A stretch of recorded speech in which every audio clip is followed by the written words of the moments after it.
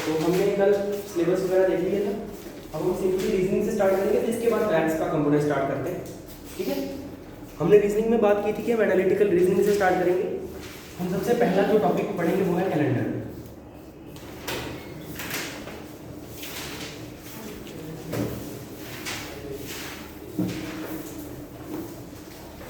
आप लोगों ने कैलेंडर देखा होगा कभी, पूछने वाली बात नहीं है ना। ठीक है, कैलेंडर में हमें ईयर्स और मंथ के बारे में बताया जाता है। कितने मंथ्स होते हैं टोटल? Participative in class. ठीक है ना, मेरे को पता है कि मैं बहुत बेसिक सवाल पूछ रहा हूँ, बट बी थोड़ा सा उससे क्या है कि उससे थोड़ा क्लास इंटरेस्टिंग रहती है। 12 मंथ्स होते हैं, है ना। आपको पता है कि ओरिजिनली कैलेंडर में 10 मंथ्स होते थे। ग्रिगोरियन कैलेंडर जब स्टार्टिंग में बना था उसमें 10 मंथ्स होते थे। क्या आपने कभी सोचा कि फरवरी में ही 29 डेज क्यों माने जाते हैं? मतलब 365 डेज होते हैं नॉर्मल ईयर में। ईयर भी दो प्रकार के होते हैं ना, ईयर एक नॉर्मल ईयर। अभी आज की क्लास हो सकता है कि इतनी नॉर्मल रहे, इतनी बेसिक रहे कि आपको लगे कि ये तो मुझे बचपन से पता था, लेकिन that's important to build up, क्योंकि कुछ बच्चों को हो सकता है कि वो कंसेप्ट बेसिक ना पता हो, है ना। चलो, एक होता है नॉर्मल ईयर और दूसरा होता है लीप ईयर। नॉर्मल ईयर में फरवरी होता है 28 डेज का, है ना, और टोटल डेज कितने होते हैं? 365। अब इस बार टीचर चाहता है कि आप यूपीएससी क्रैक करो, इसलिए आपको इस साल में एक दिन एक्स्ट्रा दिया गया, है ना। अब देखो, एक दिन एक्स्ट्रा लेने के लिए यूपीएससी के एस्पिरेंट्स को 4 साल वेट करना पड़ेगा, है ना। तो हालांकि अब साल निकल गया, मैंने कितना यूज किया आपको पता ही होगा। अच्छा, आप लोगों ने प्लानिंग की कि आपको आगे क्या करना, थोड़ा बैठ स्ट्रेटजी बनाई। मैंने आपको कल कहा था कि प्लानिंग करो और जुट जाओ, क्योंकि अब बहुत ज़्यादा दिन नहीं है आपके एग्जाम में। तो लीप ईयर में होता है 366 डेज, और इसमें फरवरी होता है 29 डेज का। ऐसा बताओ कि 4 साल बाद 366 डेज क्यों होते हैं? क्या आपको बेसिक कंसेप्ट पता है? ज्योग्राफी पढ़ी हुई है, रोटेशन और रिवोल्यूशन पढ़ी हुई है। अर्थ को एक रिवोल्यूशन पूरी करने में कितना टाइम लगता है? रिवोल्यूशन, ये तो बहुत बेसिक सवाल है, ऐसा तो आपको आएगा कि ऐसे नहीं आएगा। अर्थ को एक रिवोल्यूशन पूरी करने में कितना टाइम लगता है? आता नहीं है, या मतलब ये कि सबको आता है, हम क्या ही बताएं फिर। यहाँ ये आपकी शान में गुस्ताखी होगी बताना। रोटेशन और रिवोल्यूशन देखो बेसिक कंसेप्ट है, 6th की ज्योग्राफी की अगर आपने एनसीईआरटी कभी देखी होगी उसमें पढ़ाए जाते हैं, तो 6th के बच्चों को आते हैं। थोड़ा सा जीएस के साथ भी थोड़ा, और आपने ज्योग्राफी पढ़ भी ली है। तो रोटेशन होती है अपने एक्सिस पे, जब अर्थ रोटेट करती है वो पूरी हो जाती है 24 आवर्स में, और रिवोल्यूशन होती है 365 1/4 डेज। आपने कभी देखा होगा ना, तो लिखा होता है 365 1/4 डेज या 365 डेज एंड 6 आवर्स एक रिवोल्यूशन पूरी करने में। अब ये जो 6 आवर्स है ना, 6 आवर्स 6 आवर्स 6 आवर्स और 6 आवर्स, ये 4 सालों के बाद मिलके 24 घंटा बन जाते हैं। क्या ये 4 सालों बाद एक दिन एक्स्ट्रा नहीं बन जाता है? और अगर इस दिन को हम कैलकुलेट नहीं करेंगे तो over the long period of time 200-300 सालों बाद ये कितने दिन आगे पीछे हो जाएगा कैलेंडर। हो सकता है कि फिर चल दिसंबर रहा और गर्मी इतनी तेज पड़ रही होगी हिसाबी, फिर आप कैसे पढ़ते हैं कि रबी की फसलें और खरीफ की फसलें कब उगाई जाती हैं? क्योंकि हो सकता है कि मतलब ये कैलेंडर काफ़ी पुराने बने हुए हैं, अब 1000 साल बाद और हो सकता है कि बच्चे अगले आने वाले उनको पता ही ना चले, क्योंकि वो कैलेंडर इतना आगे हो चुका हो, उसमें इतनी चेंजेस हो चुकी हों। तो इन सबको टैकल करने के लिए उन्होंने क्या किया, 6-6 घंटे का मिला के जो 4 साल बाद एक डे एक्स्ट्रा रखना तय किया। एक डे हम एक्स्ट्रा रख लेंगे। और आपने अगर हिंदू कैलेंडर्स के बारे में पढ़ा होगा हिस्ट्री में, मोस्ट प्रोबेबली आपने साका एरा, वो सब एरास पढ़े हो ना, विक्रम एरा, साका एरा, वो कैलेंडर्स जो भी थे, गुप्ता एरा, तो उनमें भी आपने देखा होगा कि वो एक मंथ ऐड करते हैं। आपने कभी सुना होगा इस बार सावन 2 महीने हुआ, सुना होगा, अभी पीछे ही था 1-2 साल पीछे, है ना। तो वो भी कैसा था, इसी चीज को टैकल करने के लिए अर्थ की रिवोल्यूशन क्या था, ताकि हम तालमेल बना के रखें। तो ये होते थे 24 आवर एक्स्ट्रा, इसीलिए एक लीप ईयर कितने डेज का रखा गया, 366 डेज का। अब दूसरा सवाल कि फरवरी में ही क्यों 29 डेज हुए, है ना। हो सकता है जनवरी 32 का हो सकता था, तब भी तो 366 ही होते। दिसंबर 32 का हो सकता था, जून 31 का हो सकता था, है ना। फिर एक मंथ को क्यों 29 का कर दिया? ऐसा कभी सोचा आपने? इसका जवाब है सिंपली कि पहले कैलेंडर होता था 10 मंथ्स का, ठीक है। 10 मंथ्स का क्यों होता था? आपने कभी ध्यान से अगर मंथ देखे होंगे, सितंबर, अक्टूबर, नवंबर, दिसंबर, और अगर आपने साइंस पढ़ी है सेप्टा, ऑक्टा, नोवा, डेका, मतलब 7, 8, 9, 10, मतलब दिसंबर 10वां महीना होता था। और मार्च से न्यू ईयर स्टार्ट होते थे आमतौर पे जब ये कैलेंडर नए नए बने। आप आज भी देखते हो कि बहुत सारे न्यू ईयर जो भी हैं, चाहे वो चैत्र नवरात्र है, वो मार्च अप्रैल में स्टार्ट होते हैं, क्योंकि वो कैलेंडर थोड़े आगे पीछे हैं तो वो डेज आगे पीछे हो जाते हैं। और भी बहुत सारे हम देखते हैं कि बहुत सारे रीजनल हमारे इंडिया के भी साउथ में बहुत सारी स्टेट्स में नया साल मनाया जाता है मार्च में, है ना। तो इसीलिए वो मनाया जाता है क्योंकि कैलेंडर पहले मार्च से स्टार्ट होता था। फिर उन्होंने देखा कि अगर हम 2 महीने और ऐड कर दें तो हमारा कैलेंडर पूरा साइंटिफिक हो जाएगा। फिर उन्होंने 2 महीने लास्ट में ऐड करने के बजाय पहले ऐड कर दिए, तो 2 महीने और ऐड किए। 1 जनवरी ऐड किया जिसमें 31 डेज रख लिए, और 1 फरवरी ऐड कर दिया जिसमें बचे ही 28 थे। अब 30 तो बचे ही नहीं थे, है ना। कभी ये भी सोचा आपने कि फरवरी ही 28 का क्यों, है ना। दिसंबर 28 का रख लो, सितंबर रख लो 28 का। तो ये रीजन था कि फरवरी सबसे लास्ट में ऐड हुआ, तो इन्होंने कहा कि जो भी घटा जोड़ होगा सबसे लास्ट महीना इसमें कर लेंगे। लेकिन हम फिर ये कैलेंडर पढ़ के इन्होंने लास्ट में ऐड करने के बजाय इसे स्टार्टिंग में ऐड कर दिया, ठीक है ना। तो इसीलिए जो आज हम कैलेंडर देखते हैं सितंबर, अक्टूबर, सेप्टा, ऑक्टा, नोवा, डेका, और ये फिर भी 2 नंबर आगे करके हैं, है ना। तो इसीलिए आप इन्हें देखते हो। क्लियर है difference between normal year and leap year? ये बहुत बेसिक कंसेप्ट लग रहे होंगे आपको, लेकिन आपको क्वेश्चंस निकालने में बहुत हेल्प करेंगे। अभी अगर आपसे कोई 2 सवाल पूछेगा ना, आपसे कोई एक सवाल पूछेगा कि बताओ 26 जनवरी 2047 को कौन सा डे होगा, है ना, कौन सा डे होगा। और अगर आपको कोई पूछे कि 26 जनवरी 1948 को कौन सा डे होगा, तो दोनों क्वेश्चंस को सॉल्व करने का तरीका बदल जाएगा। वो तरीका कैसे बदलेगा, क्यों बदलेगा, अगर आपको ये कंसेप्ट नहीं पता होगा तो शायद मुश्किल हो जाएगा। इतना क्लियर है सबको? पक्का? थोड़ा बोला करो, क्योंकि एक टीचर की एनर्जी डिपेंड करती है क्लास के रिस्पॉन्स पे, है ना। चलो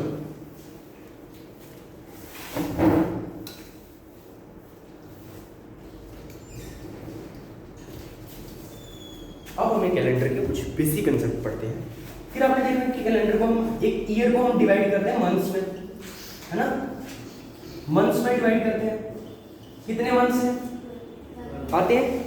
बचपन में जनवरी फरवरी रट्टा मारा हुआ, है ना, तो वो याद रखना, वो भी काम आते हैं कभी कभी, क्योंकि आपको कौन से मंथ की डेट पूछी है फिर उस हिसाब से आपको पता होना चाहिए इसमें कितने ऑड डेज या जो सब भी है वो सभी कंसेप्ट अभी क्लियर होंगे। मंथ्स 12 है। फिर क्या आपको ये पता है कि कौन सा मंथ 30 का और कौन सा मंथ 31 का?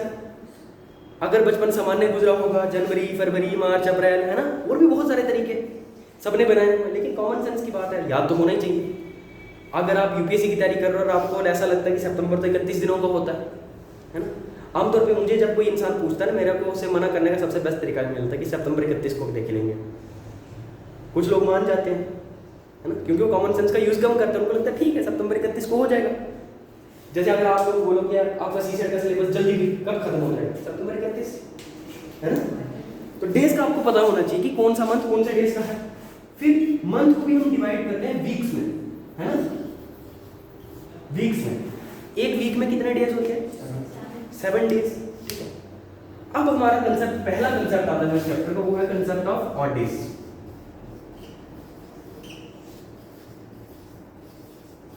ये बहुत इंपॉर्टेंट कंसेप्ट है, ठीक है, कंसेप्ट ऑफ ऑड डेज। अब ये ऑड डेज का कंसेप्ट क्या है, अब हम ऑफिशियली जो सीसेट के जो कंसेप्ट किए उनकी स्टार्टिंग कर रहे हैं। इससे पहले हमने ये जो जितना भी जाना है सिर्फ बेसिक था, मतलब basic knowledge about the calendar, months, years. तो अब हम पढ़ेंगे concept of odd days. Odd days क्या होते हैं? ऐसे दिन जो पूरा वीक कंप्लीट नहीं करते दिए गए टाइम पे। जैसे आपको किसी ने पूछा कि 100 दिन में कितने ऑड डेज होंगे, इसका मतलब सिंपली ये है कि उस 100 दिन में कितने दिन थे जिन्होंने वीक पूरा कर लिया, और जो वीक पूरा करने के अलावा दिन बच गए। जैसे आपको पूछे 10 दिन में कितने ऑड डेज हैं? 3, क्योंकि 7 दिनों ने तो एक वीक पूरा कर लिया। जो 3 डेज बच गए वो क्या है? ऑड डेज, ठीक है ना। तो इसको निकालने का सिंपल तरीका क्या है? Just divide the number by 7, है ना। क्योंकि 7 से क्यों डिवाइड करना उस नंबर को? क्योंकि 7 डेज होते हैं। अब अगर मैं आपको पूछूं कि 10 दिन में कितने ऑड डेज होंगे, 20 डेज में कितने ऑड डेज होंगे, 100 डेज में कितने ऑड डेज होंगे, एक ईयर में कितने ऑड डेज होंगे, एक नॉर्मल ईयर में कितने ऑड डेज होंगे, है ना? निकालो, देखने नहीं है, निकालो। एक लीप ईयर में कितने ऑड डेज होते हैं?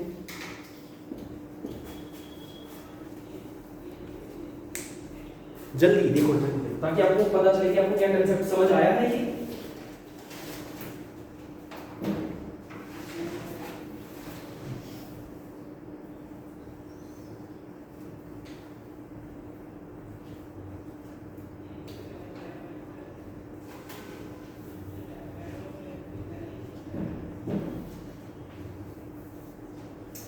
जल्दी पूरी कैलकुलेशन फास्ट करो। Simply divide that number by 7। और अगर आप 10 और 20 को भी डिवाइड करने बैठ रहे हो तो फिर तो बहुत स्लो स्पीड है आपकी, है ना?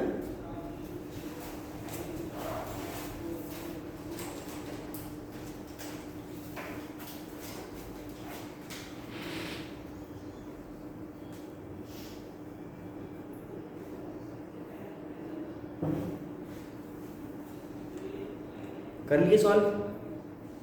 जल्दी करो, थोड़ा फास्ट।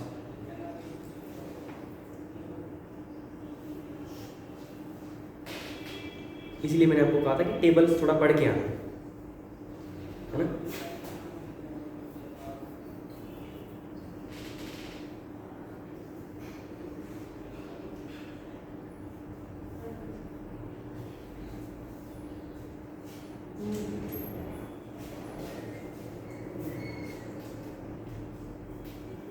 चलो अब आगे देखो। देखो अगर आपको डिवाइड करने में दिक्कत होती है किसी को भी, सिंपली बैक टू बेसिक्स, वो अपने पुरानी टेक्निक बचपन वाली, ऐसे नंबर लिखो 100, ऐसे इधर लिखो 7, है ना? फिर इधर फिर 10 का, है ना? फिर 7 3 बचेगा, फिर ऐसे, है ना? ऐसे ही करते थे ना? चलो तो अब बताओ मेरे को जल्दी, 10 डेज में कितने और डेज होंगे? कितने होंगे? 10 डेज में कितने और डेज होंगे? थोड़ा जोर से बोलो, खाना खा के आए हो? आप यूथ हो इस देश का, है ना? तो जवान दिखना जरूरी नहीं है, नजर भी आना चाहिए आपकी आवाज से। कम दूसरे इंस्टीट्यूट्स को पता चलना चाहिए यहाँ पे आसपास कि आप यहाँ पे सीसेट पढ़ रहे हो, है ना? तो 10 डेज में कितने और डेज होते हैं? 20 में, 100 डेज में, और एक नॉर्मल ईयर में।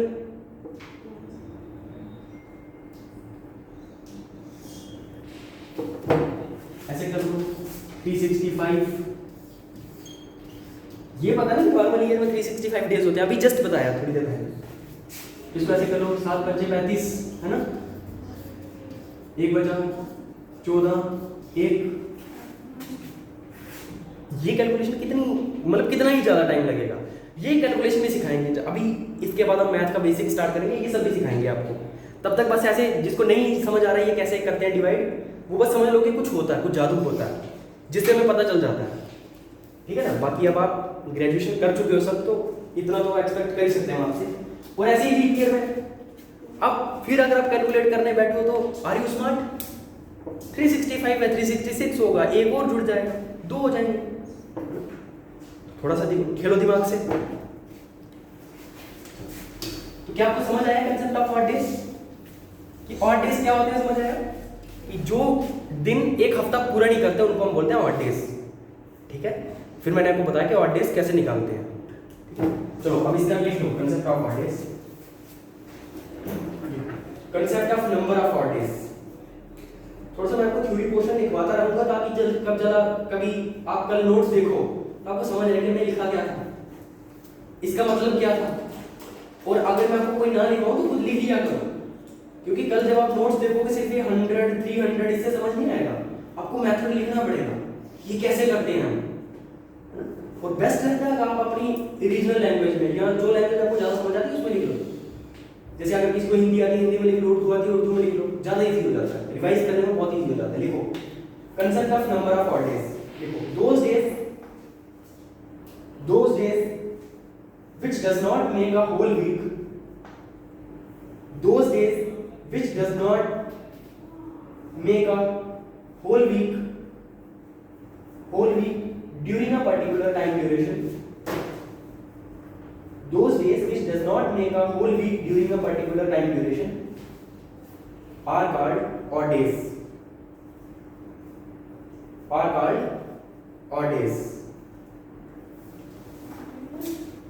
समझ आ गया? सबको समझ आ गया? पक्का? आप लोग बोलते क्यों नहीं हो? मतलब क्या करना पड़ेगा आपको एनर्जी लाने के लिए? आराम का प्रचंड चलाओ या प्रबुद्ध शुद्ध भारती। चलो अभी अगर आप मैं आपको एक क्वेश्चन देता हूं, ठीक है? क्वेश्चन सुनाई देता हूं, आप लिख लोगे मुझे ना। मान लो कि आप एक नए प्लेनेट की खोज कर लिया आपने, आप इंटरस्टेलर टाइप साइंटिस्ट बन गए हो, यहाँ से रॉकेट में बैठे हो, दूसरे प्लेनेट पे पहुंचे हो, आपने वहां के लोगों से बात की, आपको पता चला कि वहां पे एक हफ्ता 13 दिन का होता है, ठीक है? समझ आई यहाँ तक की कहानी कि आप एक नए प्लेनेट पर पहुंचे, वहां पर आपने जाके देखा कि एक हफ्ता 13 दिन का होता है। बताओ वहां पे 100 डेज में कितने ऑड डेज होंगे? करो करो जल्दी जल्दी, मतलब देखते हैं ना तो कितना कंसेप्ट समझ आया ऑड डेज का। डेज ऑफ वीक मैंने आपको बता दिए कि वीक में कितने दिन है वहां पर, और 100 डेज में बताने हैं। तो जो वहां पे दिन पूरा वीक नहीं बना पाएंगे वो वहां के ऑड डेज होंगे।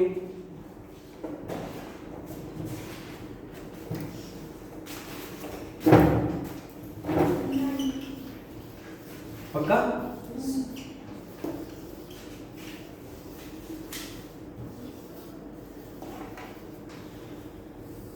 अभी आपको छोटे छोटे कंसेप्ट लिखा रहे हैं, ये कंसेप्ट आगे यूज होंगे, ठीक है? इनको ध्यान रखना। लिखिए आपने ये वाला, हमारा सेकंड कंसेप्ट है कंसेप्ट ऑफ लीप ईयर, ठीक है ना? अभी लीप ईयर कैसे निकालते हैं आप लोगों को पता होगा, ये तो बेसिक सी नॉलेज है कि हर 4 साल बाद आता है। मतलब कोई नंबर अगर किसी साल का आखिरी 2 डिजिट, मतलब किसी ईयर के अगर नंबर 4 से डिवाइड होता है तो वो क्या है? लीप ईयर है। जैसे 2004 क्या लीप ईयर है? 2008, 2042 क्या लीप ईयर होगा?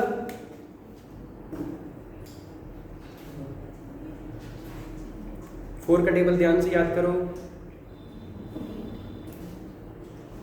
फिर हाँ कैसे हुआ, ठीक है? थोड़ा ध्यान से, यही होते हैं, ये होता है चाला, क्योंकि 42 होने लगते हैं, इवन होता होगा क्योंकि बड़े सारे बच्चे याद रखते हैं 13 into 4 है ना, वो 14 into 3 जो भी है।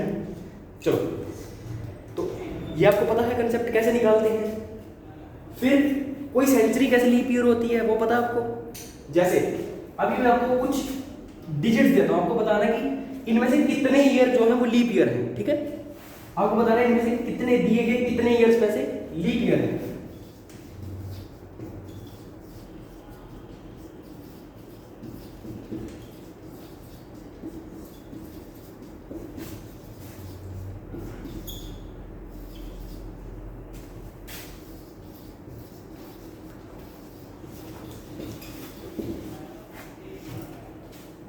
बताओ विद इन सेकंड्स की इसमें से कितने ईयर जो है वो लीप ईयर है, गिन के बताना है। पता ना आजकल ऐसे क्वेश्चंस आते हैं, how many given years are leap years.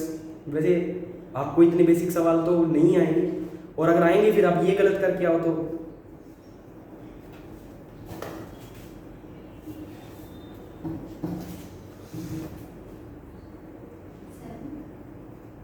चलो ठीक है। एक आंसर हमारे पास आया है 7, बाकी वाले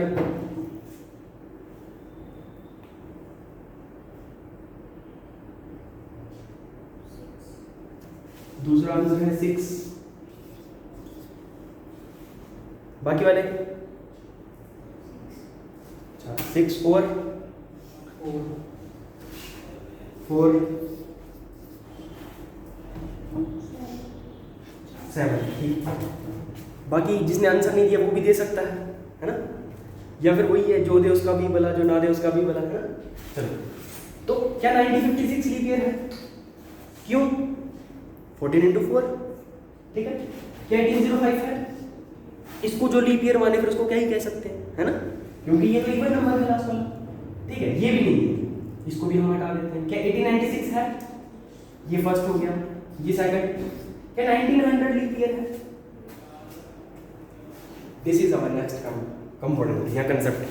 अगर कोई ईयर सेंचुरी ईयर है तो उसको हम 4 से डिवाइड नहीं करेंगे, उसको हम 400 से डिवाइड करेंगे, ठीक है, और फिर देखेंगे कि क्या वो सेंचुरी लीप ईयर है या नहीं, ठीक है। तो सेंचुरी को हम किससे डिवाइड करेंगे, 400 से, 4 से नहीं करेंगे। और इसी हिसाब से मतलब हर 3 सेंचुरी के बाद एक सेंचुरी लीप ईयर वाली सेंचुरी होती है। तो अब करके देखो, अब जल्दी बताओ, अब कंसेप्ट आपको पता चल गया। क्या 1900 लीप ईयर है, क्योंकि वो 400 से नहीं होगा। 1600 है, 1700, 1800, 2044, 78 है। क्या 78 लीप ईयर है? हाँ ना, हाँ ना, थोड़ा सा ध्यान दो। 78 4 का टेबल, 24 जा, 24 जा क्या होते हैं, 2078 है, कैसे 24 जा, आप मेरा जवाब दो। 24 जा 80 -4 76, 78 लीप ईयर कैसे हुआ?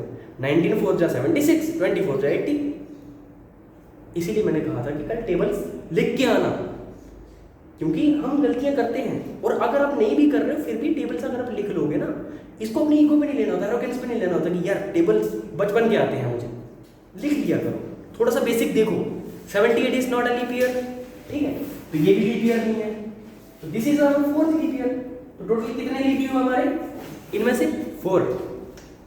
देख लो, अभी आप कह रहे थे कि हम सबको पता है कि लीप ईयर क्या होता है, and this is the basic of our subject, just basic, ठीक है ना। क्या आपको अभी तक हमने जो पढ़ा समझ आया? क्या आपको समझ आया कैलेंडर क्या होता है? क्या आपको पता चला कंसेप्ट ऑफ नॉर्मल ईयर और लीप ईयर क्या है? क्या आपको कुछ एडिशनल नॉलेज मिली कि हम 29 फरवरी ही को जोड़ते हैं? लीप ईयर कैसे निकालते हैं आपको पता चला? कंसेप्ट ऑफ ऑड डेज आपको पता चल गया, ठीक है।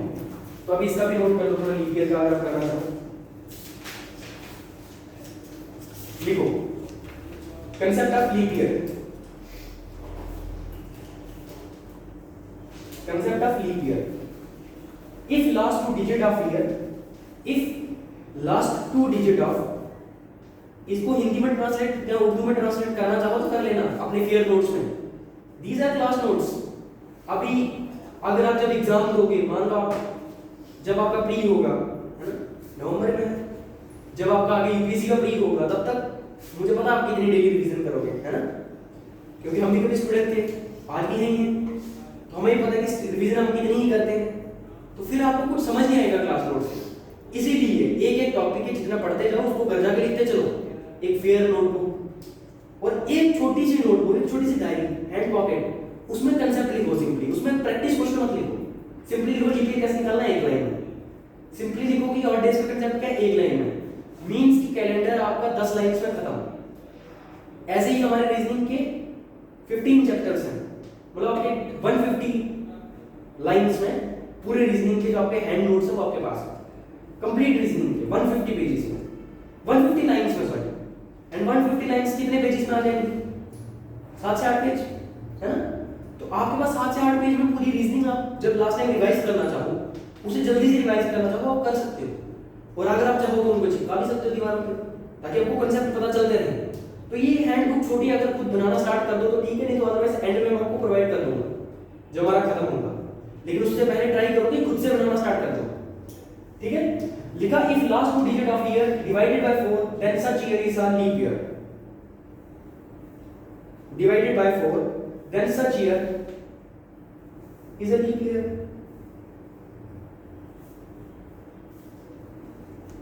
बट इफ द, आगे नहीं तो नीचे वाला पैराग्राफ जैसे आप लिखो, but if the given year is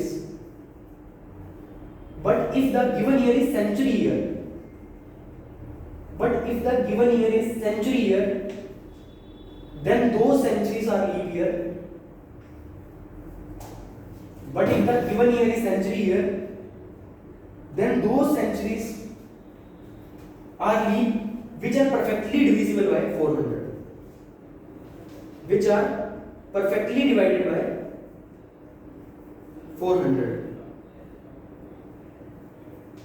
divided by 400 within a 2 minute। जल्दी से रिवाइज करो अभी तक जो लिखा है और बताओ क्या इसमें अभी तक कोई डाउट है? मन में सोचो इसको देख के कंसेप्ट को कि आपको क्या समझ आया। डाउट बात यही, दुश्मन आज सामने है तो यही निपटा दो।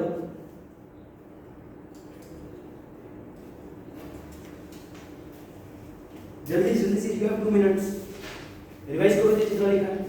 क्या आपको समझ आया? देखो ध्यान से।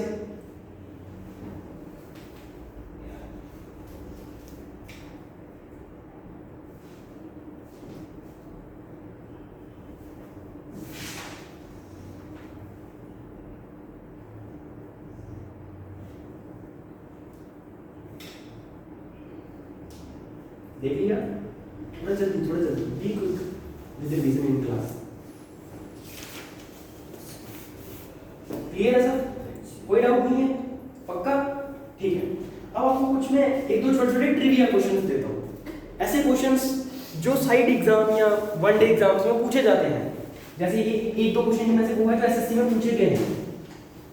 ये क्वेश्चन आपको क्यों दे रहा हूँ? ताकि आप लोगों को थोड़ा कंसेप्ट और स्ट्रांग हो जाए। ठीक है ना? If a person born on 29 February 1896, एक इंसान है उसका जन्म होता है 29 फरवरी 1896 को।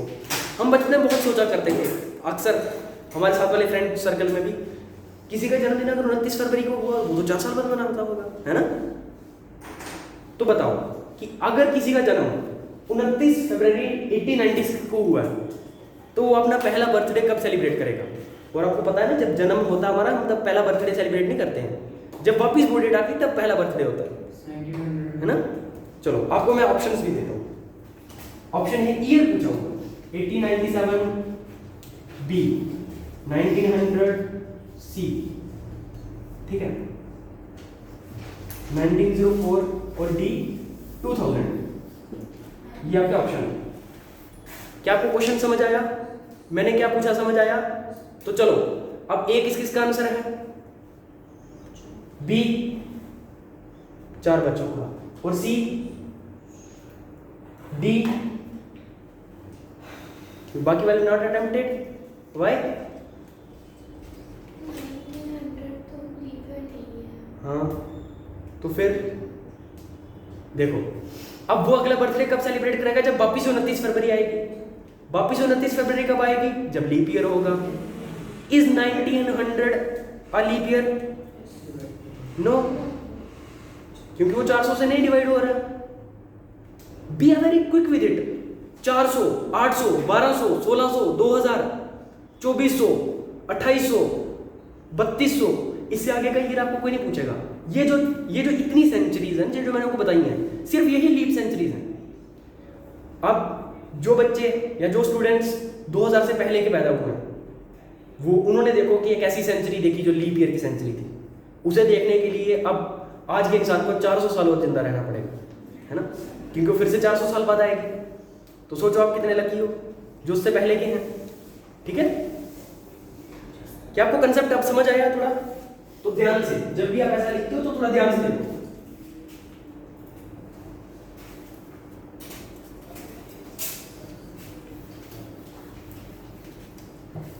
अब अगला है पर्सन वाज बोर्न ऑन 29 फरवरी 1984 अप टू 99 फरवरी 2008 उसने कितने बर्थडे सेलिब्रेट कर लिए होंगे?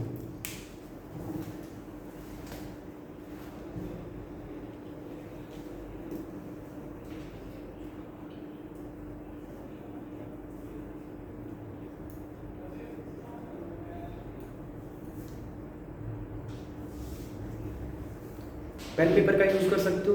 पेन पेपर आपको स्टेबिलिटी देते हैं सोचने में। 24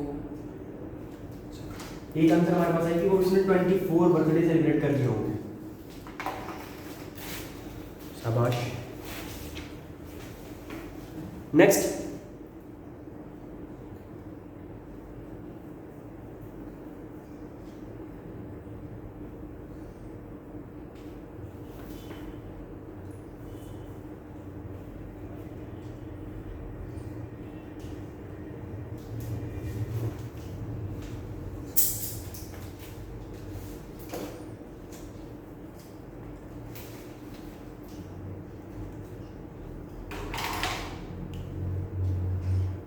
इन क्वेश्चंस को घर जाके फिर से एक बार प्रैक्टिस करना। 7 एक आंसर हमारे पास आया 7।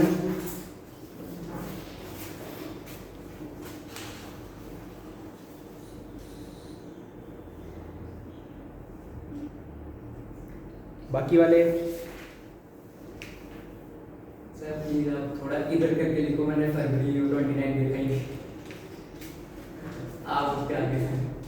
कोई बात नहीं, चलो 5 अब तीसरा आंसर हमारे पास आया है 5। बाकी वाले कंपलसरी टू अटेम्प्ट, चाहे तुम कहीं मारो सर 20-22 रख लो ना, कुछ भी जैसे करते हो कि भैया ठीक ठीक लगा लो ना, 20 ठीक है। कल लेके गए थे आपसे,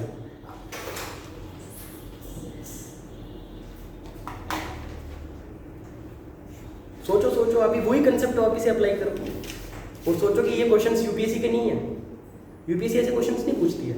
अगर मैं आपको एक क्वेश्चन उनका याद दिलाऊं, तो अगर आज थर्सडे है तो फिर कितने दिनों बाद कौन सा दिन होगा, ये क्वेश्चन था, है ना।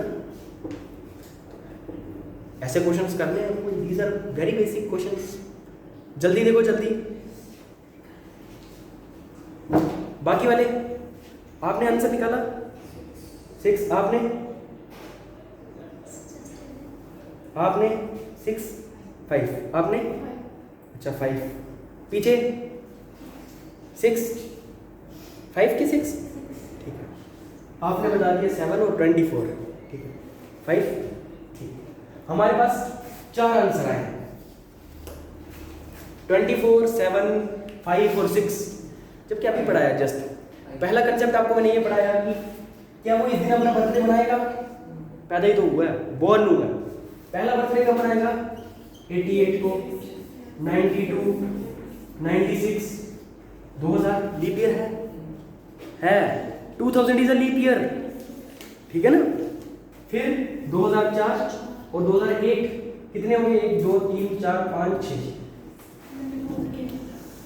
ठीक है। अब गलतियां क्या क्या करी होंगी, किसी ने सीधा अच्छा 1984, 2008, 24 साल, 24 साल का हो गया आज, मुबारक हो, है ना। लेकिन मैंने ये नहीं पूछा कि उसकी एज कितनी हो गई है, ये पूछा कि उसने कितने बर्थडे सेलिब्रेट किए, कितनी बार केक काटा। 29 फरवरी को जो केक काटे उसने, है ना। चलो, हो सकता है वो बर्थडे गिफ्ट लेने के लिए किसी और दिन काट लेता हो, हमने उसकी बात नहीं की, हमने ऐसा माना कि वो ईमानदार है। 4 साल बाद ही वो, जैसे अमेरिका में इलेक्शन होते 4 साल बाद, ठीक है।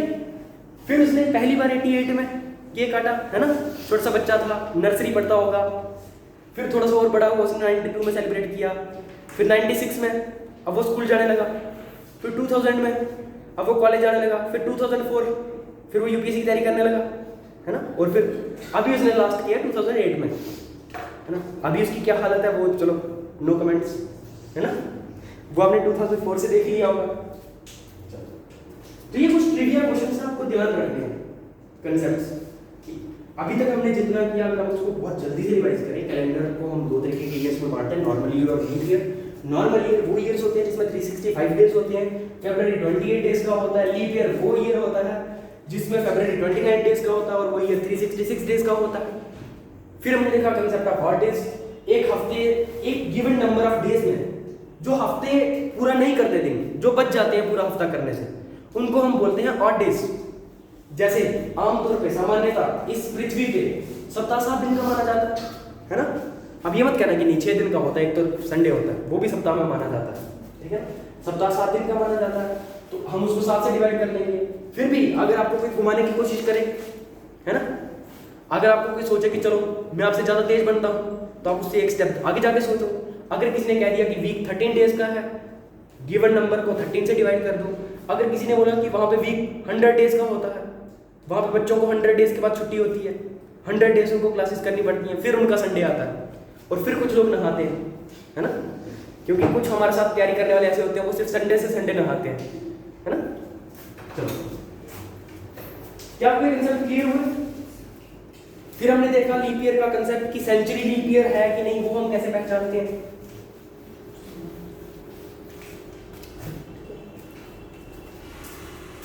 इसको नोट करने की जरूरत तो नहीं है, ये तो आप कर ही लोगे। अच्छा लिखो अगला question, next question.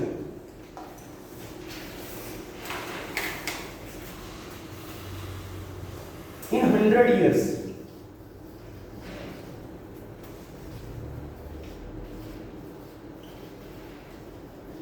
How many leap years? 100 साल में कितने लीप ईयर होते होंगे?